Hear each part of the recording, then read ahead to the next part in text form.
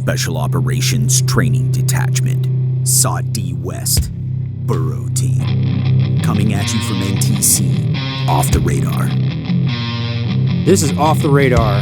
I'm Captain Weston Rich, an observer coach trainer for the Green Berets at the National Training Center.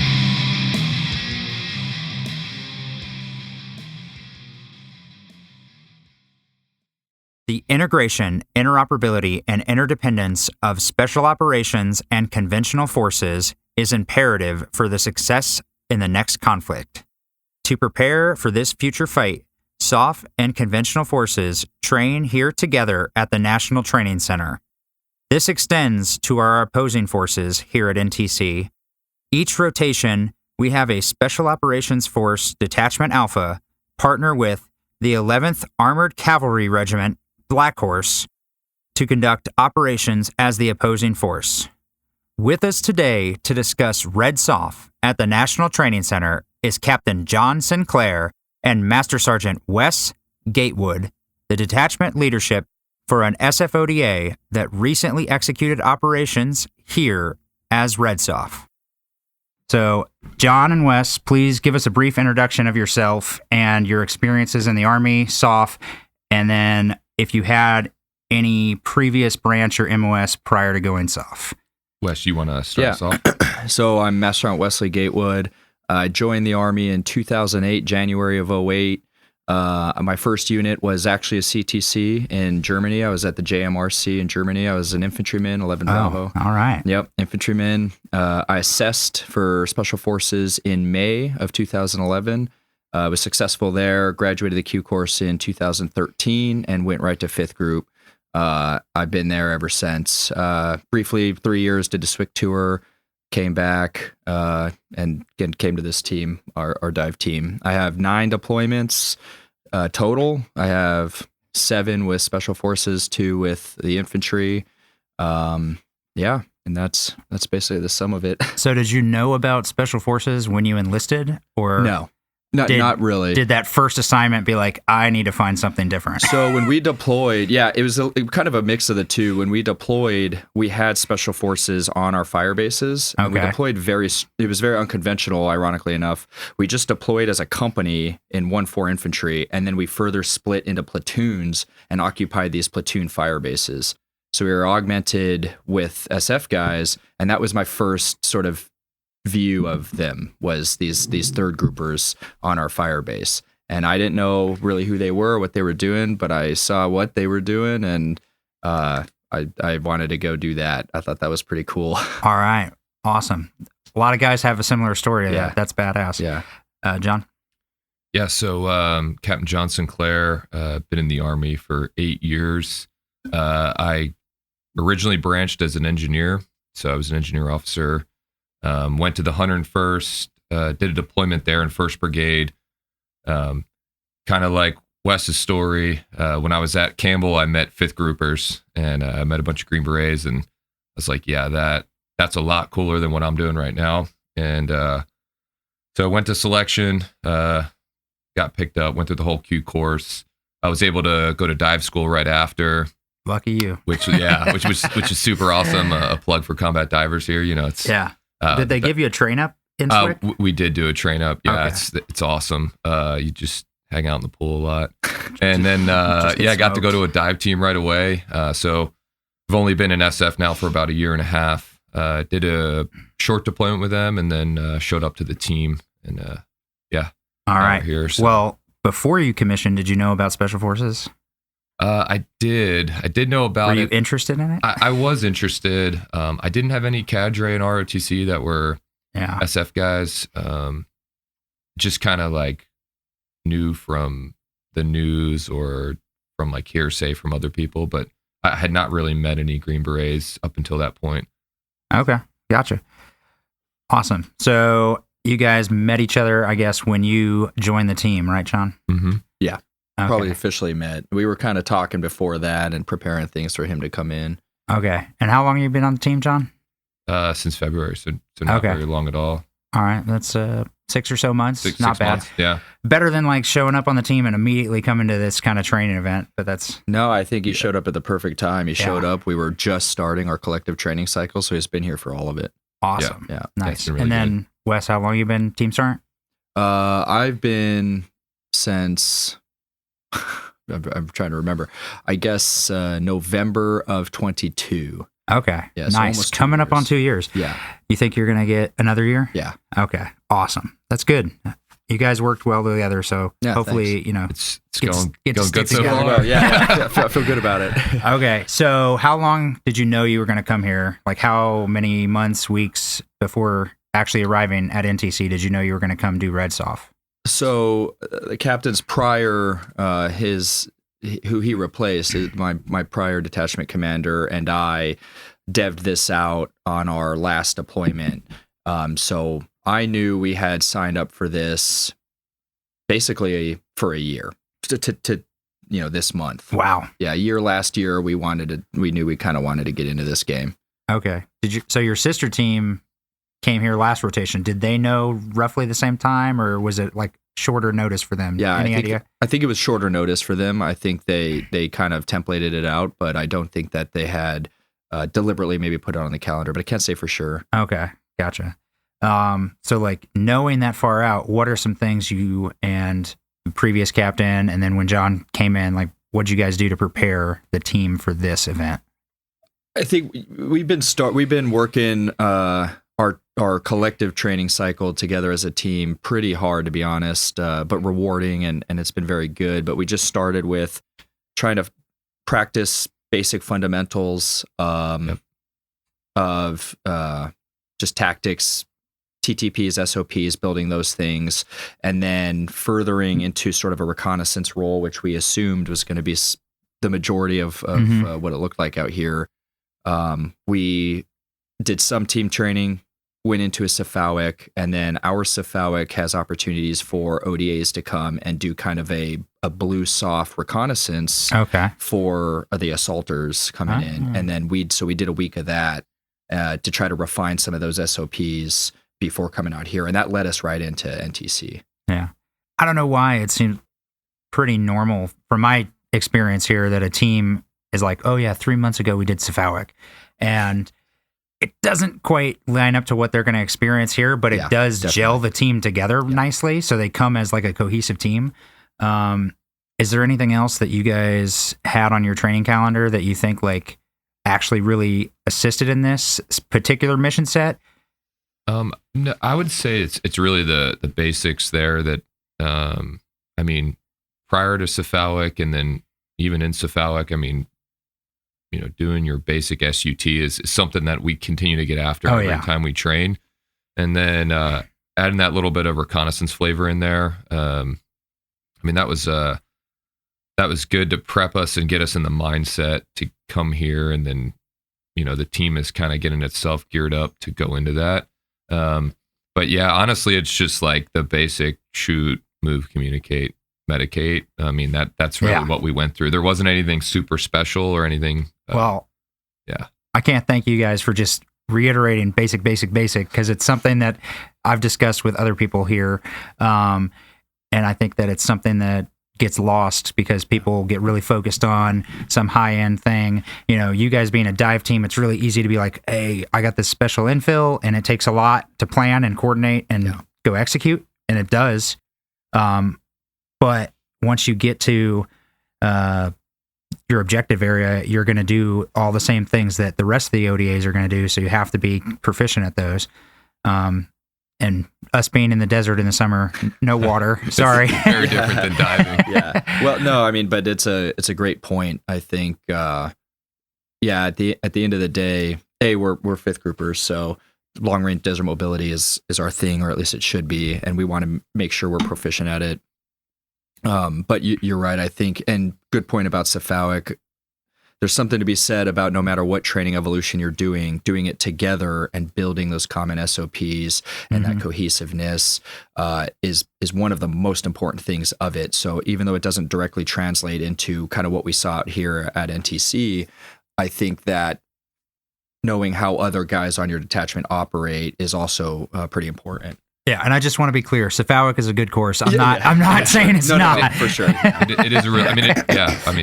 Plug that course. It's a good one. I mean, we got a lot of good reps together, and then that actually helped us kind of figure out our relationship and how we like to, how we manage the team together, and then actually here, I mean, NTC was almost a better evolution of that. I mean, I'm sure we'll get into that. Yeah. So I don't want to jump your questions. No, you're good. Early. I don't care what order we do this and how it all goes, man. It's fine. But like with that, what kind of expectations did you guys have? And like, did it meet expectations or did it completely not meet expectations? I think it kind of blended. Our expectation, I think, coming in was that your side of the house was going to operate sort of very little with us. And we were going to operate mostly with 11th ACR, Black Horse, and nest in with them and work alongside them. And I think it ended up being kind of a combination. I think you guys were actually pretty involved, and it was productive, rightly so. And then we were also very involved with Black Horse, and it just sort of became this nice, I don't know what you call it, but synergistic. Synergy. Yeah, I was trying to avoid it. But it actually gelled really well, I think. So I guess it met expectation to answer the question, but it was just sort of, it was different than what a very defined picture that I had coming in. It was a little different, but good, better. So like, did you guys picture, hey, we're going to get on ground, and once the force on force starts, we are going to go out and strike a very specific target, and then we're going to come back and we're going to bay plan, and then we're going to do that again? Or like, hey, we're going to get one good plan, go out in the desert, and then refine and do targets of opportunity from that point forward? Yeah, and the second is really how we expected to come out here and do it. We were going to go out, spend a lot of time in the box, in the desert, never come back, and then just get refined mission guidance as we went throughout, and then continue to move from target to target. Yeah. That didn't actually happen. A few days on it did, and then we'd come back and head back out. So yeah, I mean, that's definitely what it is when you're out here as the blue side or the Americans, as opposed to playing the opposition force. They will go out and the teams will be out in the deep for the extended period of the exercise, unless they get so many casualties or they can't supply themselves or something like that. And REDSOF is kind of more of a choose your own adventure. Like right now in the construct, we don't have a higher command. So the special forces team that shows up links in with 11th ACR, and kind of, as you guys know, they get fed information about the whole battlefield and get approved or disapproved for specific actions, so that we allow the conventional brigade to meet their training objectives while trying to balance that with the REDSOF training objectives. And it's a difficult balance. Yeah. We had a few times that happened here where we kind of got shut off from our operations that we were running, and it makes sense. It's rightfully so that the primary unit here that's getting trained on is like, they're the audience. And we're assisting in their training almost. And I think we knew that. We came out, full disclosure, we did that PDSS back in I guess May it was, but so we knew after doing a lot of face-to-faces with 11th ACR, we knew the deal. This is their thing. They're moving mountains to come out here and conduct this training. So we did, we had some expectation management there that we've got it. We're going to try to figure out how we sort of fit into this LISCO thing, this piece of the pie. But with the understanding that rotational unit, they've got the larger picture training objectives. Yeah, I'm sure you kind of know some of that from your time as a private or specialist back in the infantry, being the OP4 in Hohenfelds. Yeah. Maybe not exposed to as much because you were just a junior soldier back then. Yeah. But we were told the same stuff, like, okay, guys, got it. You took the fight to them, but they're moving in here now. Yeah. Stuff like that. Like, yes, if those were real bullets, you'd still own this terrain, but move off of it because the brigade has training objectives to do. Those next objectives. Yes, REDSOF, if you actually had the freedom, you would have been able to do X, Y, and Z, but instead, why don't you go do A, B, and if you want to, C. Yeah. So why don't we talk about, it's awesome that you did that PDSS. You got tied into the unit that you were going to be working with, 11th ACR. So for those that don't know, even though it's an armored cavalry regiment, it's broken down into basically a brigade combat team. It's got some maneuver forces, it's got some sustainment, it's got a little bit of fires. Yep. And then each rotation changes out which squadron battalion level command is running the forces in the box. And then there's elements of the regimental staff that are playing what is called a division tactical group. So like, how did you guys tie in your PDSS? You're meeting with one guy during the box rotation. You're kind of working for another entity. So describe that. Yeah. So on our PDSS, we came out, we actually met with both squadron leaders, at the time. Well, one was incoming, but we met with both battalion commanders or squadron commanders, excuse me. And then we also met with this DTG element, Task Force Reaper, which is, they don't really have a division here, but that element, we actually met with their OIC and went in and saw that enterprise that they have built up there.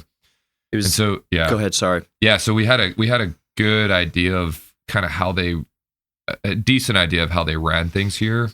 It was nice because when we came out, they were actually wrapping a rotation up. Okay. So when we got to get to Reaper, which is their DTG element, we actually got to kind of see in real time how that played out and what that looked like. They didn't have any REDSOF, I think. No, they didn't have in that rotation. No, but we got to see what that looked like, which kind of helped guide us for coming out here. That was 2407 or something. Like beginning of May timeframe. Yeah. Yes. I think it was. No. Yeah. No REDSOF. No soft involvement in that one. Which is a shame because it's really great to see when our soft units are out here. Yeah. Honestly, I think there should be a soft element every rotation. Yeah. I mean, concur. You got to take advantage of this. And we already told people if we run into teams that are thinking about doing it, we're going to tell them to come out here and train. Awesome. Yeah. Great. So you mentioned Task Force Reaper, which is a regimental / division level staff for them. It's not quite an operation center. It's not quite like a talk or a jock because of some limitations they have. So what is in Task Force Reaper and how did you guys tie into that? So at Reaper, they have basically all of their intelligence collection is kind of funneled into Reaper. Yeah. And then they have their fire cell. I mean, they're co-located. So they're building that intel picture, providing that down to the battalion or the brigade tactical group, and then providing that intel picture to us, and then also using their deep fires assets that they have. So it's like you said, it's not really a full operation center. They're not controlling maneuver elements, but they're really building that intel picture so they can use fires to affect the battlefield. Yeah. It's pretty impressive because it's a pretty small entity. It's a pretty small staff. Yeah. They run 24-hour operations, and they got intel fires, IO, and then information operations, and some electronic warfare as well. And they just take all of these information pieces and they get a common operating picture, and they give that to the brigade tactical group of Black Horse so that hopefully down to the platoon level on their JBCP, they have an overlay that's hey, this is our best guess, which by the way is pretty darn accurate. It's accurate of where the where the rotational brigade is, because we have signals intelligence, we have ISR, assets, we have sensors on the ground through Cav scouts and and other means, and we just cross all these lines of effort and go, yep, we have within 90+% identified not only the location of a talk, but the unit that belongs to. They do a really good job. Yeah, it's actually impressive. It's wild. It's impressive that they do such a good job. And that kind of goes back to what you asked earlier about staying out with sustained operations. And part of the reason we came back is because we were able to get their intel picture a little bit better when we would come back and reintegrate up into their actual fusion cell into Reaper.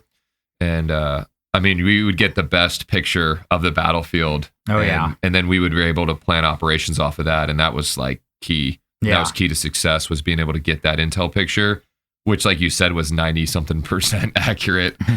Yeah. And they can be like, hey, man, so this is the HPIL by this phase, or the high priority target list by this phase.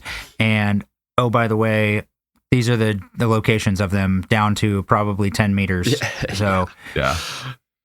We almost didn't have to do any intel, like on our end, which is like, I mean, it's a good and a bad thing, right? So currently in the configuration that you guys brought out here, you don't have an intelligence sergeant.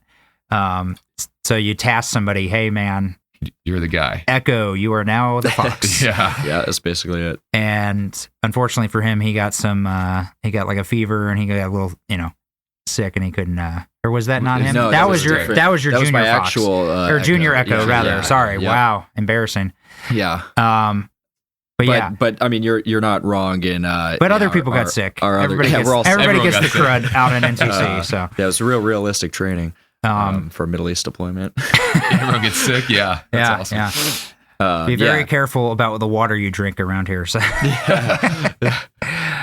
So I've got a communicator he's going to be my intelligence guy here shortly. So is he earmarked to go to the Fox course? That's right. Yeah. I hope this was a good rep for him. Good, like, eye-opening experience. And I would say I got to talk to him, see if he still wants to do it. But...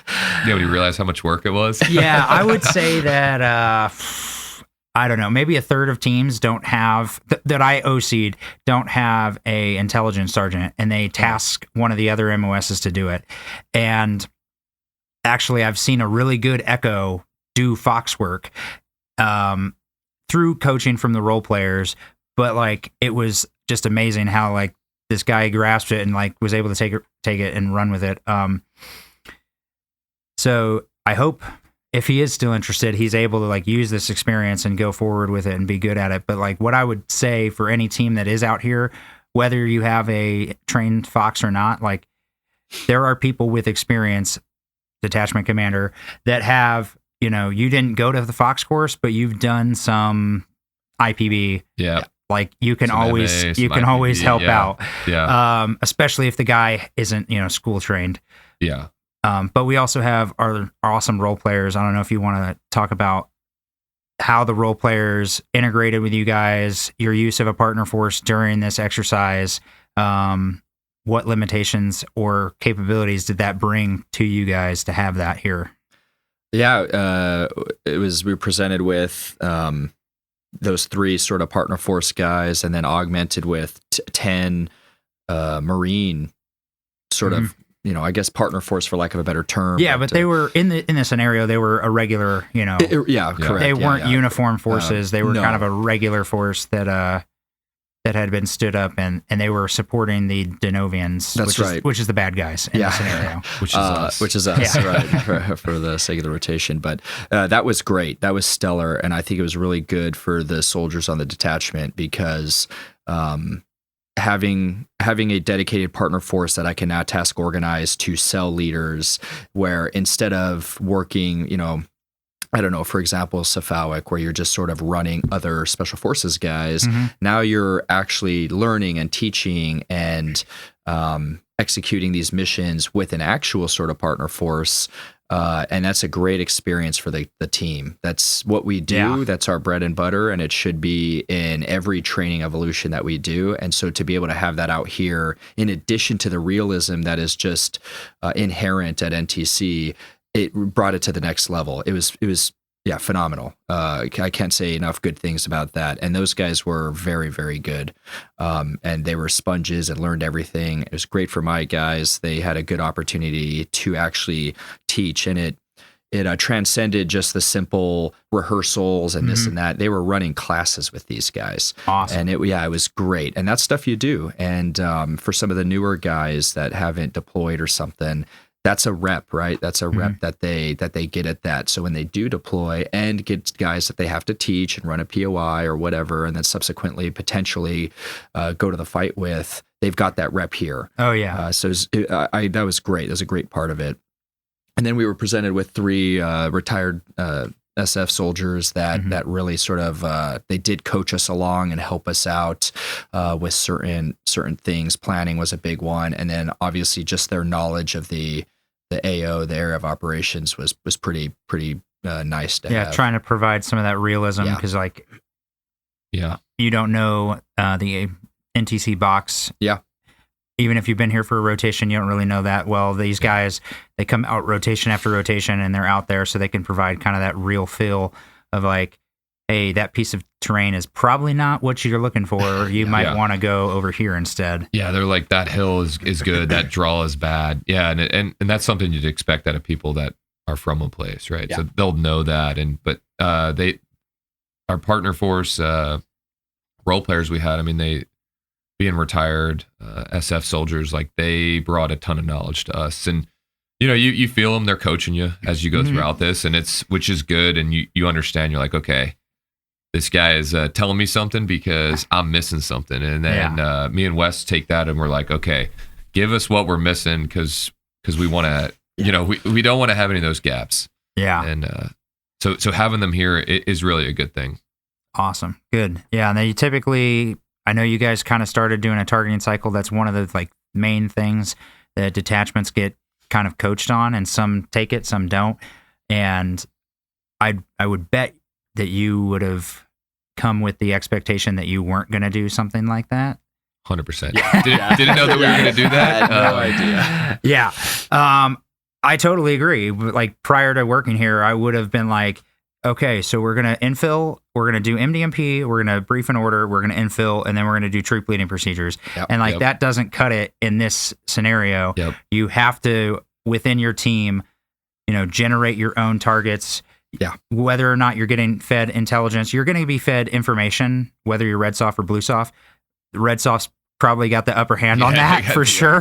Reaper's got that picture. But like, if you come out and you get reps at, hey, let's do a target working group, hopefully target decision board, and then give your detachment commander the chance to like actually make command decisions, you're going to grow as a team, and you're going to help your detachment commander be prepared for anything that he does moving forward as he becomes a field grade officer. You can come out here and you can do none of that and be successful and like go smash targets and be like, hey guys, great job. You trained on special reconnaissance, you trained on direct action, but the things that you can't train on, like you can train on those things at home station. The things you can't train on as much at home station are that understanding the intelligence picture, it changes every day. It's the scenario is written out, but guess what? There's a live free thinking Black Horse and a brigade out there that are just doing wazoo stuff. And it's not going to go according to plan. So like, you have to be like, oh God, I thought they were going to be at this town by this time, and they're not even anywhere close. And now I got to adjust my whole plan. So I think that's one of the greatest benefits of training out here, especially with REDSOF, is that it's not, you don't have, for example, there's no, it's not a sticks lane. Exactly, this isn't a PMT. Like there's not. Okay, there's your target house, and we've set 17 OP4 in there, and they know you're coming, and then you guys got to take the house. It's whatever we do on our operation, there are soldiers, there, RT rotational unit guys that don't know we're coming, and they're either up on guard and they see us, and now we've got to maneuver or change our tactics or do something, or they don't see us on a raid, for example. So it's just the live product is really good. The realism of it, where nobody's coached, nobody's told. They're not told, hey, an ODA might be looking for you. It's just on them. And that aspect was really beneficial. We see that on the routes. I mean, we're driving somewhere, and all of a sudden another, the enemy unit is now on the same route that you are, and now you're that's a decision. And you guys knew the whole time. And those guys didn't know we were going to be there, right? So now we're playing this game where we're both trying to make decisions, and like you don't get that. I mean, it's really great training for the rotational brigade, because they think, hey, here's the line where all my tanks and Bradleys and everything are, and the enemy is on the other side of that line, and over here I'm safe. Think again. But then you're like, I'm right here. Think again. Well, it was good. I really like that. That's very realistic. It is free play. It is in the world, and whatever happens out there happens. And it's a little different. Obviously, of course, the lanes and things like that have their place to be able to sort of train and test specific METs or events, whatever they may be, MassCal or SSE or whatever, right? Yeah. But to be able to go into the desert and completely surrounded essentially by an actual United States Army armored brigade and see if it works because nobody's there to help you. Nobody's going to tell you that they're here over this hilltop. It is just on the team. That's pretty good. Yeah. It's pretty valuable. Yeah, and it definitely helped the younger guys. I mean, the younger guys on the team are making decisions and calls to us. Like they're giving their opinion and their input. And then, because I don't see it, Wes doesn't see it, so it's like we got to take with those guys. It's not just a lane where we're like, we're just going to get to the end of this and we'll know what happens. Those guys are telling us as things are happening. That's awesome. We have to make a decision based on what those guys are giving to us. Yeah, but they don't shoot the EW guy coming to do a scan on you. Yeah. I think he was wearing Miles gear. I could turn back time. He didn't have Miles gear on. Yeah. But that was a training, purpose of giving you guys a look at yourself. During this episode, we discussed preparing for a rotation as REDSOF, the National Training Center expectation versus reality, and working with Black Horse. In the next episode, we will outline the role of an SF team during large-scale combat operations.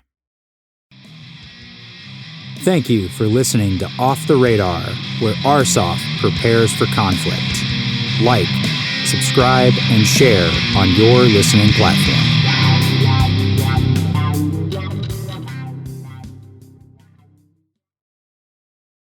Actions will determine the outcome.